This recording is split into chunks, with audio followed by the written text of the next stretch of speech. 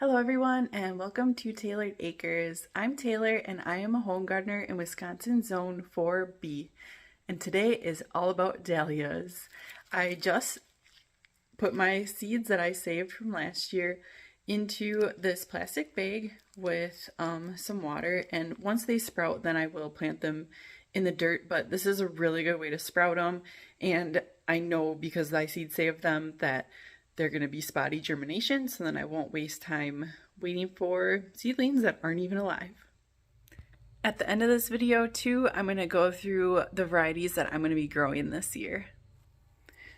Typically, I would like to do this around April 1st. It's already April 10th because time goes so fast these days. So, and I'm going to be starting my seed and waking up my tubers at the same time.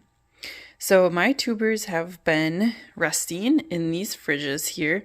This one is a wine fridge from Amazon and it has been awesome. Definitely recommend that. I'll put a link in the comments if you're interested in doing that. I do have mine stored in the plastic wrap method, which I have a different video detailing how to do that. Awesome method. I have been checking these monthly and I've only lost one tuber so far, and I knew that one had some issues going in.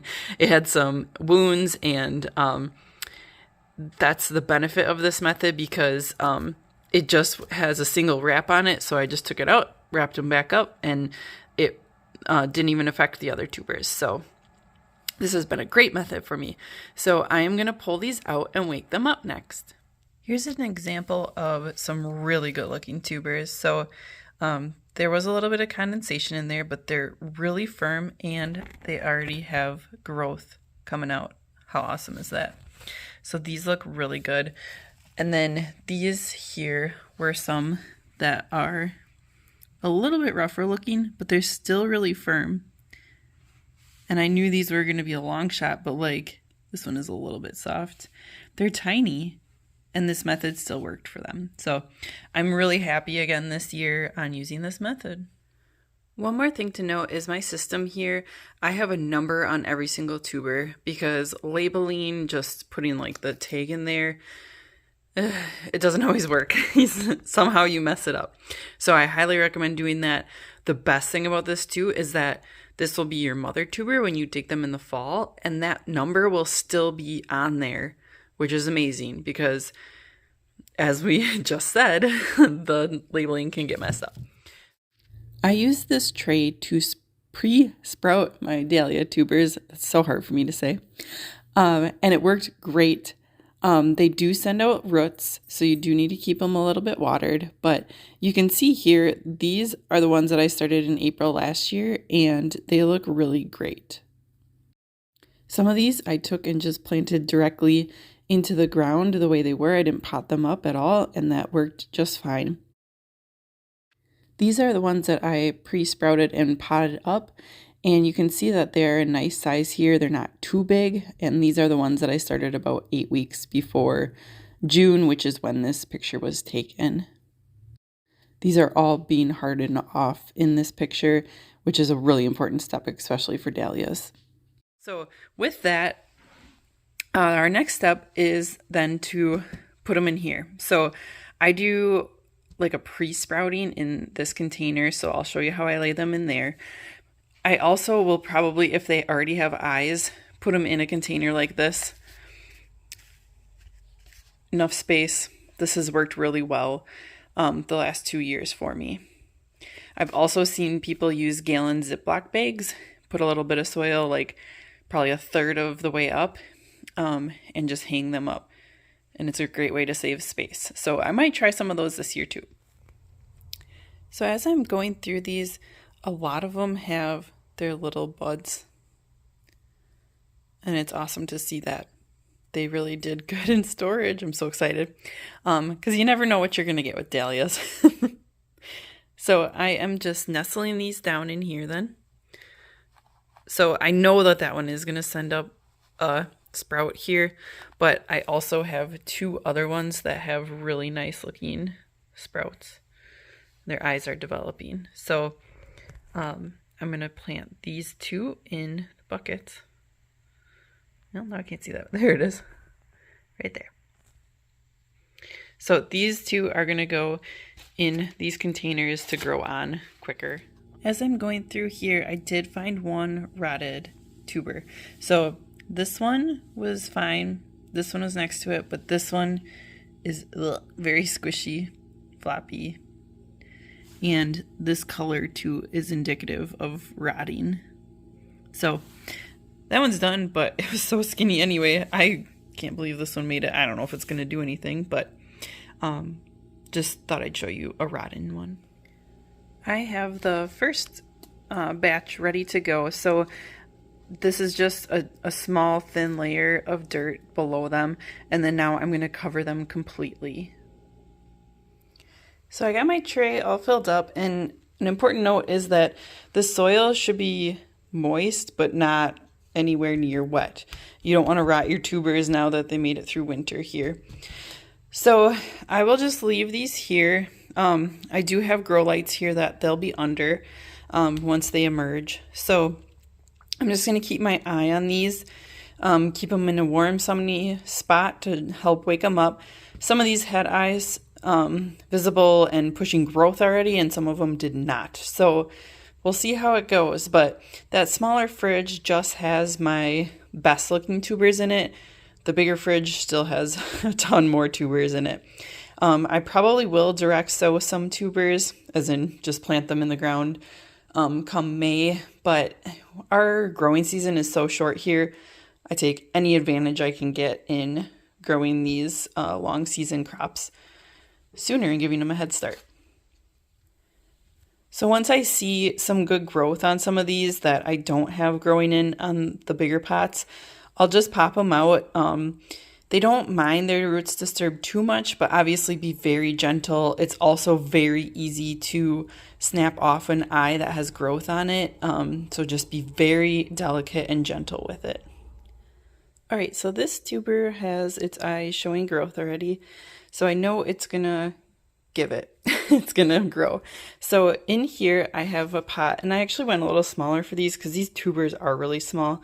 So I don't think they need as big of a pot as I had them in before, and that's a lot of soil. So I'm just gonna, I filled this up about halfway. So I'm gonna push this down into there, and I do lay them sideways. So that growth is gonna come up over here, and it will look a little bit funny, but that's okay. And then we're gonna fill it up the rest of the way here. Sorry for the bad camera work. All right. So this, again, is moist, but not wet. And I'm not going to water this until it's pushing growth out the top. I may dampen the top a little bit, but I'm not going to soak it or anything like that. And that's important because you don't want them to rot again at this point. All right, so these two are joining my other tray here. This is just painter's tape with a garden marker on it, and that has worked really well. They stayed on through the growing on and hardening off process last year. So one more note on this is I will miss the top because this does have a tendency to dry out, but I am not going to dump water in here because there was no holes in the bottom. So be very careful about how much moisture goes into this one, especially when they start growing. You'll want to water it, but don't soak them. So as I said, I do have these in a sunny window, but we're getting to that time of year where the sun doesn't come in as much, and these need a lot more light than just sunlight. So I have these lights on about 14 hours a day, and when we get to about mid-May, I'm going to slowly harden these off, which means introducing them to the outdoors a little bit longer each day, and then they'll come back in here in between. And then they'll probably get planted out the first part of June. These cannot tolerate a frost. They will turn black and you'll be very sad. So be very careful with these. I will probably direct sow the tubers that I have in the fridge maybe around my last frost date because they will take a while to wake up and push new growth. So that is my plan for those. I did move my potted up dahlia tubers under my big grow lights after all the seedlings were cleared out last year, along with my peppers, which are also the last things planted. Here are my dahlias that I am growing. Most of these I've had for a few years now.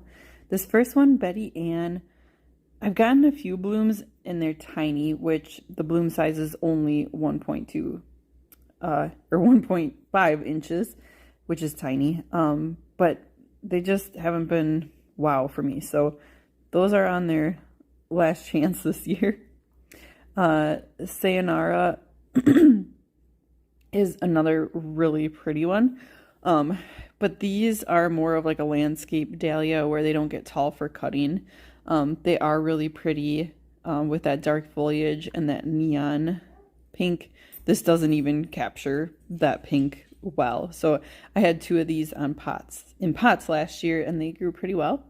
They do get 3-inch blooms on those. Next is Amber Queen, and this one was beautiful. I did a lot of cutting on it my first year, but they didn't last a super long time in the vase. So I did a couple different things this past year, one of them being getting the quick dip for them, and they did last a little bit longer, but it's still a process to learn how to best get these to last in the vase here. The fourth one is Peach Fuzz, and this one is so gorgeous. It's like a very washed out peachy color. It's a semi-cactus, so the leaves like kind of curl around themselves. The next one is Mary Jo, and this one is a cute little guy. Very cheery. And then Touche is next, which is also a semi-cactus, and that one is really pretty. This jitterbug, the plant died the first year and I just tossed it because I didn't want to risk contaminating the rest of mine. This next one is Southern Belle. This one is so gorgeous. It's like, I don't know, I have 20 different favorites obviously, but this one is definitely one of the most gorgeous ones. The color and the leaf shape is just gorgeous. And the blooms are 5 inches, which is a decent size. Then Penn Hill Watermelon. This one is absolutely my favorite. It is like almost like 4D. It's like just the petals go like all the way around to the back and cover the stem even. It is so gorgeous and it's gigantic. You can see this thing from across the yard. So that one is really fun. Love that one so much. Cafe au lait, I've been having issues with that one. Either I'll get these open centers and you can see the bugs got to this one. And I've also had a ton of them like this. They're like half of it. So some of this I think was from thrips and some of it I don't know, maybe the tubers quality is poor. So those are on their last year too if they can't give me something nice.